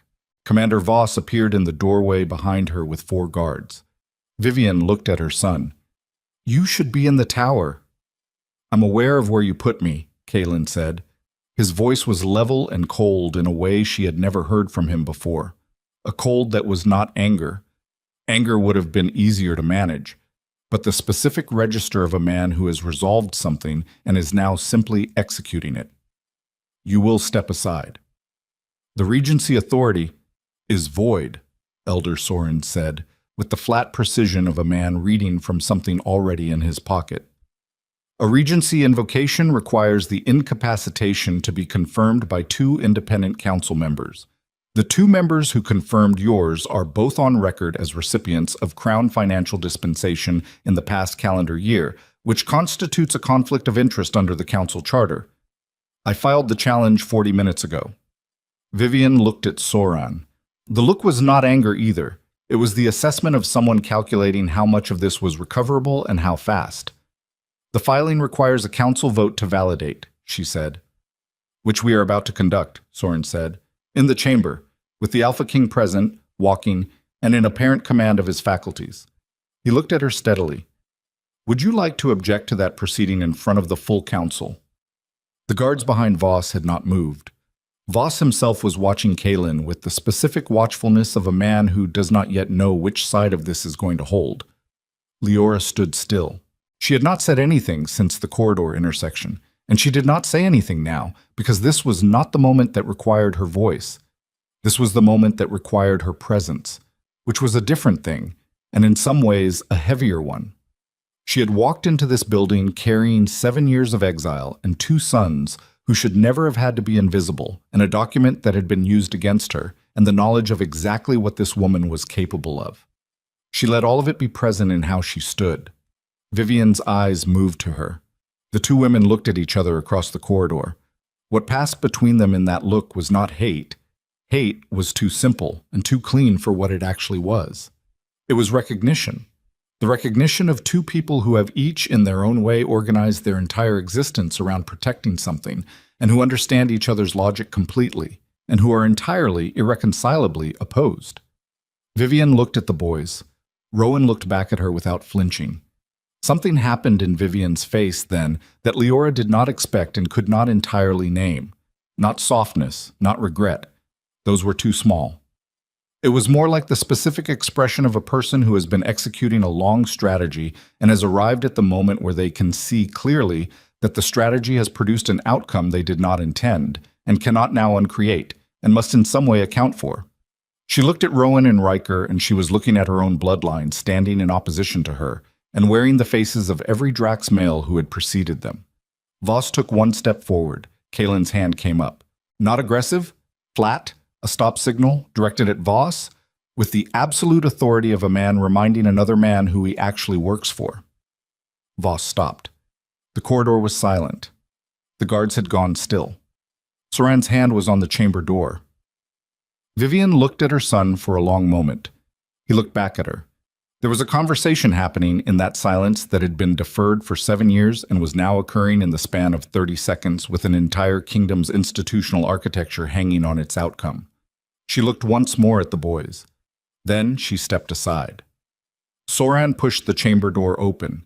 The light from inside fell into the corridor, warm and institutional, the particular light of a room built for decisions. Kalen moved toward it. Lyora moved with him. The boys fell in beside them, Riker to her left, Rowan to her right, in the formation they'd held on every hard road since the mountain pass, without being asked, without discussion. They were 4 steps from the door when Voss's voice came from behind them, not loud, not threatening, the quiet voice of a man making a last calculation. The proceeding will not be decided today. There are motions that can be filed. File them, Kalen said without turning around. File everything she wants to file. We'll be inside. They crossed the threshold. The chamber held 12 council members, all of them standing now, alerted by the voices in the corridor, and every face in that room turned toward the door, and every face ran through the same sequence. The Alpha King standing when he should be confined, an Omega woman who should not be in this kingdom, and 2 boys who were looking at the council chamber of the Ashcroft Kingdom for the first time with their father's eyes in their faces, and a complete settled readiness in their bearing that made 3 council members physically step back before they understood why. The chamber door swung shut behind them. Outside in the corridor, Vivian Ashcroft stood alone. Voss had not moved from his position. The guards had not moved. But the door was closed, and the people inside it were the people who were going to determine what happened next, and she was outside of it. For the first time in 40 years of managing the machinery of this kingdom, Vivian Ashcroft was on the wrong side of a closed door. And inside, Lyora Everhart was standing in the council chamber of the kingdom that had exiled her, with both her sons at her side and enough proof in Elder Soren's hands to force a reckoning that no institutional process could quietly absorb. When the chamber's second door, the one that connected to the Regency administrative wing, opened with a sound like a stone settling. 3 council members Lyora did not recognize walked in. Soren's face changed.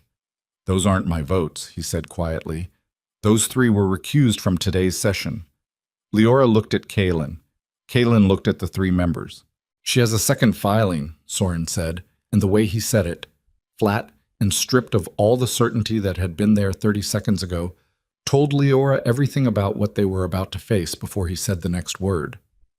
The 3 council members walked to the chamber's far table and sat without speaking, the particular silence of people executing a plan they did not originate and do not need to understand, only perform.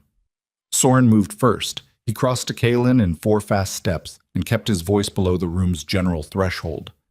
The second filing invokes the Bloodline Integrity Clause.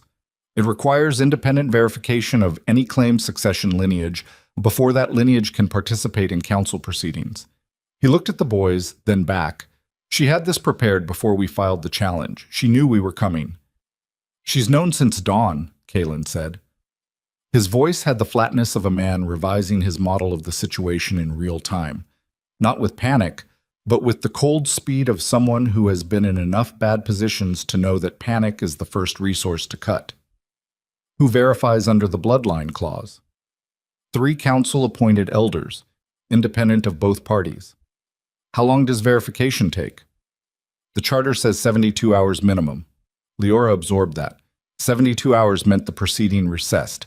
The proceeding recessing meant Vivian had 72 hours to work the remaining vote alignments, file additional motions, and finish consolidating the Regency Authority's administrative hold over every institutional mechanism that would be needed to make the counter-challenge stick.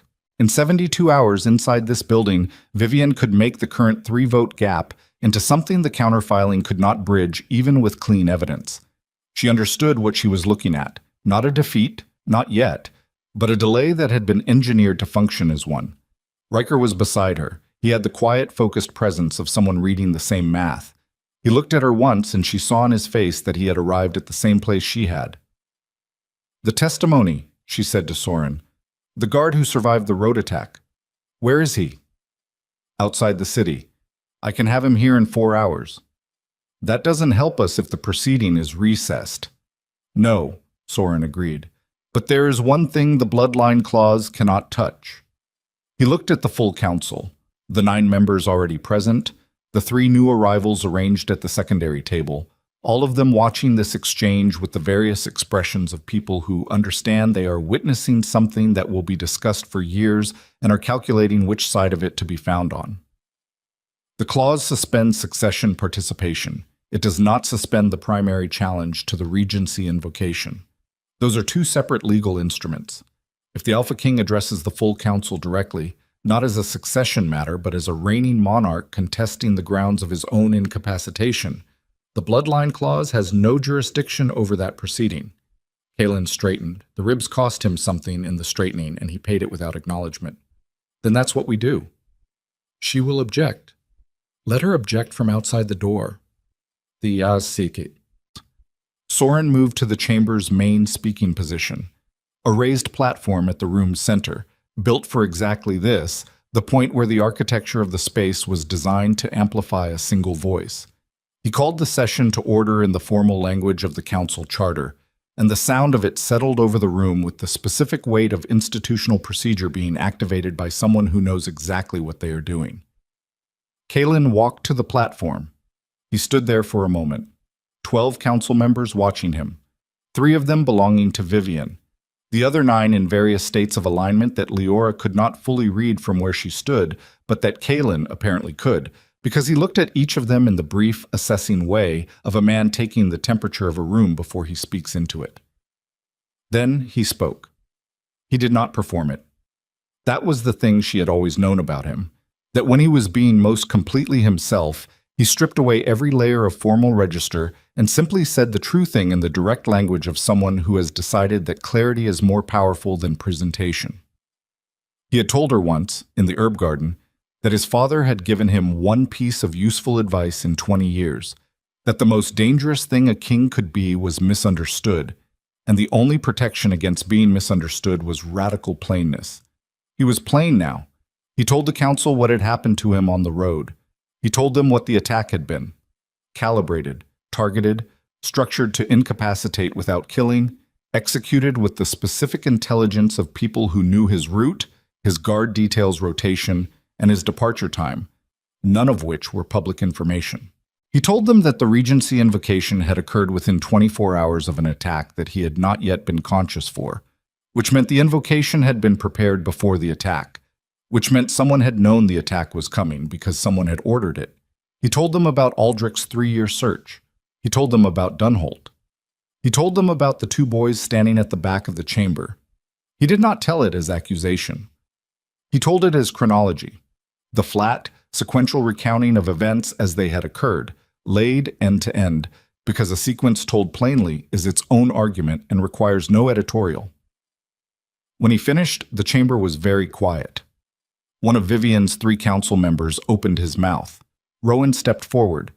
It was not aggressive, and it was not theatrical. He simply moved from the back of the chamber to a position that was visible to the full council, and he stood there in the particular way he had, the way that was entirely his own, that she had watched develop over 12 years from something innate into something refined. The quality of stillness that was not passivity, but the compression of force that has no need to announce itself. He looked at the council member who had opened his mouth. The council member closed it. The room looked at Rowan, then at Riker, who had moved to stand beside his brother, then back at Kalen on the platform. The comparison required no instruction. It was simply visually incontestable, the same jaw, the same brow, the same particular angle of the head when they were holding a room's attention. 3 people in the same chamber carrying the same architecture in their faces, and you could see it from 20 feet away without needing a bloodline verification or a council charter or any institutional mechanism at all. Nature had made its own argument, and it had done it in front of 12 witnesses. One of the council members who had been in Vivian's alignment, a woman named Elder Kath, 60 years in institutional service, whose political loyalty had always been pragmatic rather than personal, looked at the boys for a long moment. Then she looked at the secondary table where Vivian's 3 new arrivals sat. Then she looked at Sauron. "I would like to hear the surviving guard's testimony," she said, "before any vote is called." The atmosphere in the room shifted. Not dramatically. Leora had been in enough institutional processes to know that dramatic shifts were mostly theater, that the real movements happened in small adjustments of posture and language that only the people paying close attention could read. But it shifted. Elder Kath's statement was a signal, and 3 other council members who had been physically neutral in their expressions made the small movement of people who had been waiting for someone else to go first. Soren sent for the guard. His name was Tomas. He was 26 years old, and he had a healing scar along his left temple from the road attack, and he walked into the council chamber with the careful bearing of a man who has been afraid for weeks and has made a decision about what to do with that fear. He looked at Kaelin once, a quick look that had something of relief in it, and then he looked at the council, and he told them what he had seen. He had survived because he had been thrown clear of the initial engagement, not a tactical choice but a physical accident. The momentum of his horse going down had rolled him into the ditch at the road's edge, and the attackers had moved fast and had not checked the ditch because they had been briefed for a specific number of guards and had accounted for all of them. He had lain in the ditch for 4 minutes, which was how long the engagement lasted, and he had listened to voices giving orders. 2 of those voices had been speaking in the outer territory accent.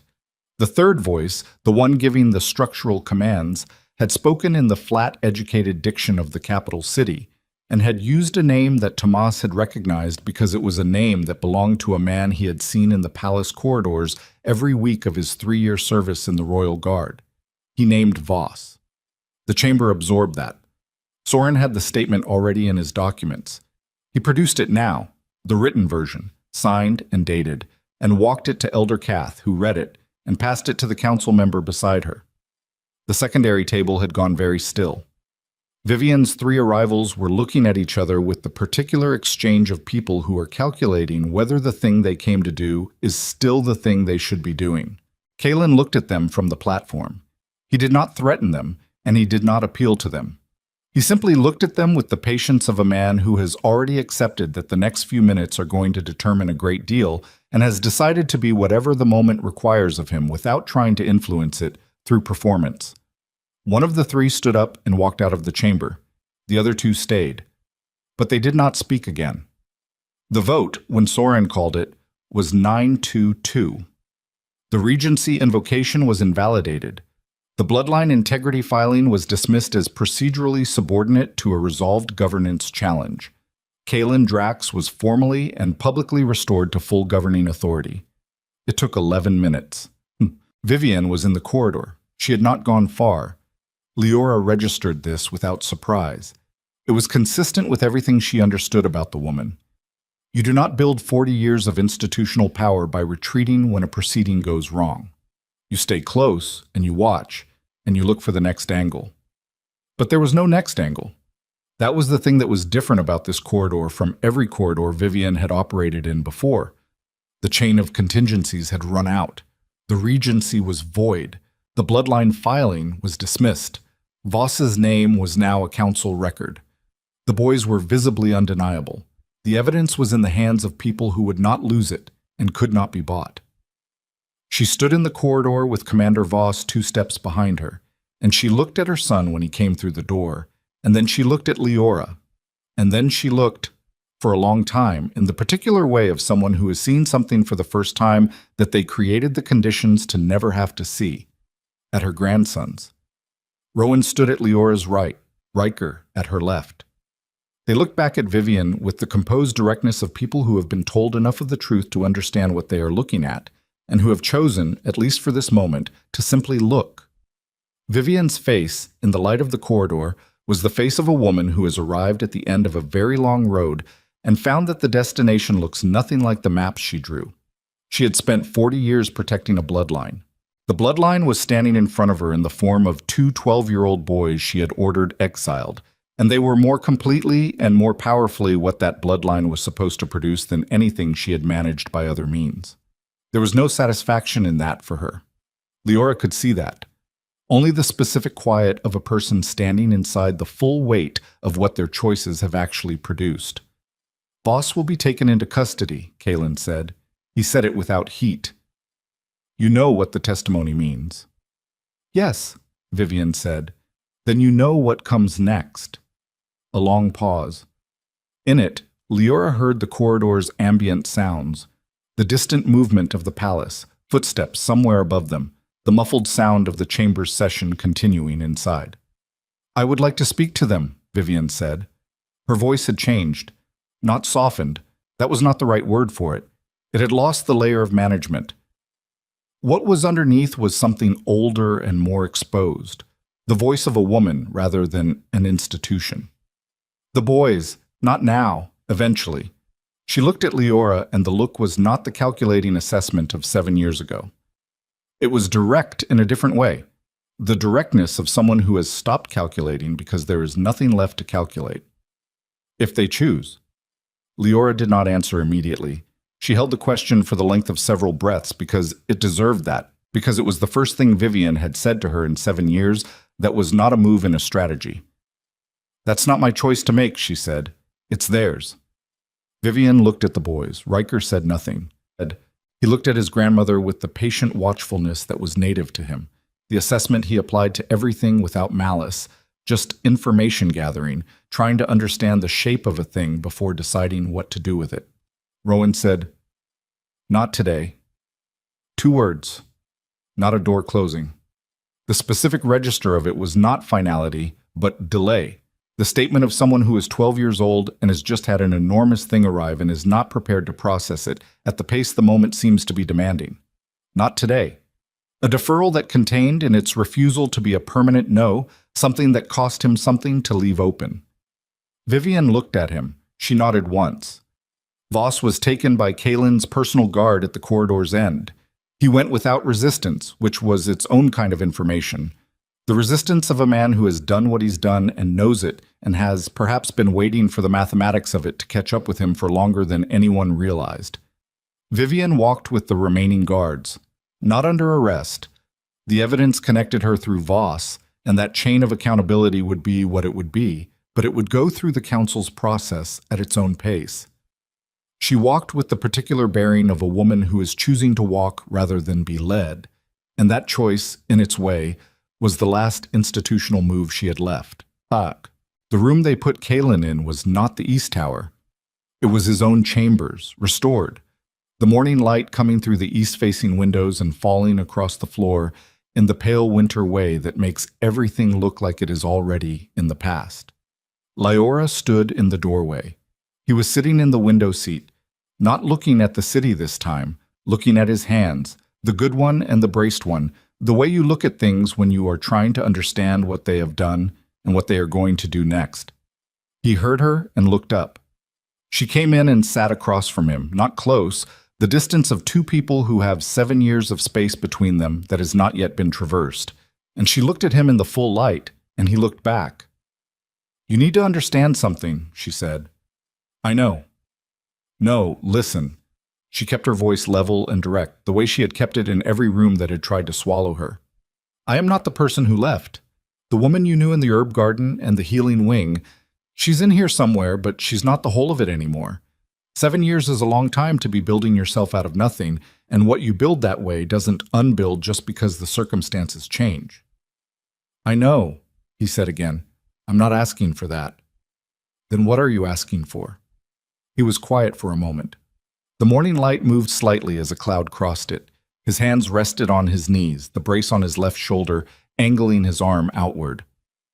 "I don't know yet," he said. "I know I want to be their father. I know I want the chance to show you that I am not what this kingdom did to you. I know neither of those things is something I can simply ask for." He looked at her with the directness that had always been the thing about him, the quality that had made her trust him in the first place. "I don't have a plan. I have an understanding of what I did wrong and what I didn't do fast enough, and I have however much time you're willing to give me to be something other than the man who let his mother exile the woman carrying his children." He stopped, breathed through the ribs. "That's all I have." She sat with that. The thing about honesty that looks like weakness is that it is usually the hardest possible form of strength.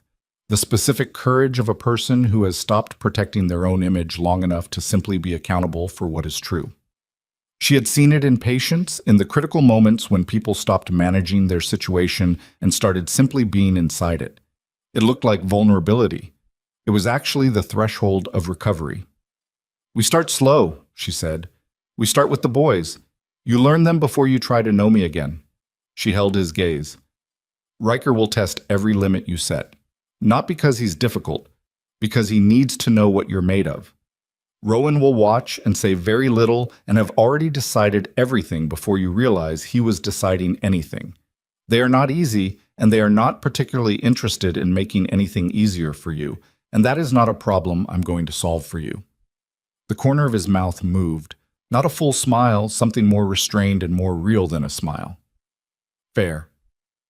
Also fair. You are going to have to change things in this kingdom that your mother built, and some of them are going to cost you counsel relationships you need for other things, and that is going to be harder than this morning was." She leaned forward slightly. The Omega designation as a disqualifying factor in royal bonding proceedings. The bloodline purity requirements that the council uses to exclude legitimate succession claims. The institutional architecture she built this proceeding around. It exists in the charter, and it will keep existing until someone with the authority to remove it does. She looked at him steadily. "That is not a condition I'm setting. That is just true. The thing that was used against me and those boys will be used against someone else the moment the mechanism is available." He nodded. Not the nod of a man agreeing to a negotiation. The nod of a man recognizing something he already knew and had been waiting to hear said plainly. "It will be changed," he said. "Not quickly, but it will be changed." "It doesn't have to be quick," she said. "It has to be real." The twins came in later. Not together initially. Riker first, alone, moving through the chambers with the particular combination of alertness and studied casualness that Leora had watched him deploy his whole life in new environments, taking in the space, the exits, the arrangement of things, making no comment on any of it. He looked at his father across the room with the focused patience he'd had in the corridor. Kaylin looked back at him. Riker sat down on the window seat on the opposite end from Kaylin, leaving the full length of it between them, and he said without preamble, "She said you've been looking for us for 7 years." "Yes." "Why didn't you find us?" Kaylin absorbed the question. He did not reach for an exculpatory answer or a softened one. "Because the people who hid you were better at it than I was at finding you, and because I was working inside an institution that had been compromised against me in ways I didn't fully understand for too long." He looked at Riker steadily. "That's the honest accounting. I could add that I never stopped looking, and that's true. But it doesn't change that 12 years passed." Riker was quiet for a moment. "Okay," he said. The same word Rowan had said in the mountain cottage on the night she told them the truth. The word they both used when they had received something and were prepared to carry it forward without requiring it to be other than it was. Rowan came in while they were talking. He sat beside Leora, not beside his brother. He had always had the particular instinct for where the balance point of a room was and how to position himself relative to it. He listened to the conversation for a while, and then he asked one question. "What do you actually know about running a kingdom?" Kaylin looked at him. A beat of genuine surprise quickly resolved into something that was almost amusement. "Less than I should, probably." "Then we'll have to figure out the rest together," Rowan said, with the matter-of-fact quality of someone closing a chapter and opening the next one, as though the entire architecture of what had preceded this moment was simply context, and the relevant information was what came after. Kaylin looked at his son. His son, sitting in the morning light in the chambers of the kingdom he would someday lead, 12 years old and already more practically minded than half the council. And whatever the remaining weight of the 7 years was, she could see it shift in him. Not leave, just find a different position. The grief did not go away. It settled into the structure of him the way old injuries settle. Present, accounted for, no longer in the way. The formal proceedings took 3 weeks. Voss entered a conditional cooperation agreement in exchange for a reduced accountability measure. His testimony about the chain of instruction was detailed and complete, and while Vivian's direct involvement was established enough for the council to act on, the acting was not imprisonment, it was removal. Removal from all administrative positions, from the Regency Authority, from the council's interconsultative body, with a formal public acknowledgement of the actions taken 7 years ago and since. The acknowledgement was Leora's one non-negotiable requirement. She had not asked for punishment. She had not asked for contrition. She had no particular interest in a performance of remorse from a woman who would mean it partially at best. She had asked for the public institutional record to reflect what had actually happened, because the record was what protected the next person, and the person after that, and the ones who would come long after all of them were gone. Vivian stood before the full council and before the assembled witnesses, and she acknowledged it, line by line, the fabricated document, the false witnesses, the exile of a pregnant Omega healer, the subsequent orchestration of the road attack, the Regency invocation. She did not weep. She did not perform it. She spoke in the flat, accountable voice of someone who has stopped managing the narrative and is instead simply submitting to the record, and in that sense it was the most honest Leora had ever seen her. When it was done, Vivian looked at her. Leora held her gaze across the chamber. What she felt in that moment was not triumph. Triumph was for people who had been competing, and she had never been competing. She had been surviving. Those were not the same activity, and they did not produce the same feeling at their conclusion. What she felt was the specific exhausted clarity of someone who has carried something very heavy for a very long time and has been allowed finally to set it down. She did not forgive Vivian. Not that day. Maybe not for years. Forgiveness was not a switch that the right circumstances could flip. It was a long and private accounting that happened in its own time, at its own pace, and could not be performed for institutional purposes. But she also understood that hatred required a certain ongoing energy she had never had to spare and no longer had a reason to maintain. What she could afford was the neutral ground of two people who had cost each other enormously and were now going to exist in proximity to each other and were not going to pretend otherwise. The boys in the end met with Vivian on the 32nd day after the proceeding closed. Leora was not in the room. That was their choice, and she honored it completely, waiting in the corridor outside with the same patient attention she had given them at every other threshold they had crossed. She did not ask what was said when they came out. Rowan would tell her eventually, in the considered way he told things, when he had found the right words for it. Riker might never tell her, which was also fine. What she registered was that Rowan walked out looking like someone who had put a heavy object down in a place where it could stay, and Riker walked out looking like someone who had left a door ajar rather than shut, which was its own kind of resolution, and not an insignificant one from a boy who had entered the encounter prepared to close it permanently. Spring came to the capital the way spring came everywhere. Not dramatically, but with the specific persistence of things that are going to happen regardless of what the preceding season has been. The ice on the Ashran River broke. The herb garden behind the healing wing, which Leora had walked through every morning for 2 years before her exile, began its own quiet return. She found herself there on a morning in the 4th week after the proceedings close, before the city's noise had fully started, when the light was the gray gold of early spring and the garden smelled like cold earth beginning to warm. She heard him behind her before he spoke. She had always heard him before he spoke. Something in the cadence of how he moved through space, the particular weight of his presence, that was as recognizable to her as his handwriting. "You're early," he said. "I usually am." He came to stand beside her at the garden wall. The same position, the same morning quality of light that had accompanied whatever beginning they had made all those years ago. He did not touch her, and she did not move toward him, and neither of those absences was a loss. They were the appropriate geography of two people who were starting something, or restarting something, or building something that didn't have a prior version to return to, something that would have to be made fresh from whatever they currently were, which was complicated and scarred and more complete than either of them had been before. Riker told me last night that he thinks the South Border trade structure is economically inefficient, Kaelin said. He drew me a diagram. He drew you a diagram. On the back of a supply requisition he found somewhere. I don't know where he gets the paper. A pause. He's not wrong about the trade structure. She looked at the garden. The first green at the edges of the dormant beds, the small, persistent evidence of things that had survived the winter and were deciding to continue. He gets it from me, she said. The diagrams. The efficiency obsession. He was quiet for a moment, then, what does he get from me? She considered it. The part that doesn't stop until the thing is done, she said. That's yours. I know how to stop. He doesn't. She could hear the small shift in his breathing that meant he had received something and was sitting with it.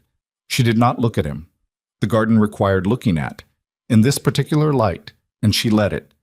She reached into her coat pocket. Her fingers found the river stone, flat on one side, the edge worn smooth, The object that had traveled the whole length of 7 years and 12 days of mountain road and one council chamber and had arrived here, in this pocket, in this garden. She pulled it out and set it on the wall between them. He looked at it. His jaw moved once. "I kept it," she said, "for no practical reason." He reached out and touched it with his good hand. Did not pick it up. Just confirmed it was real, the way you confirm things that have been abstract for too long. "Leora," he said.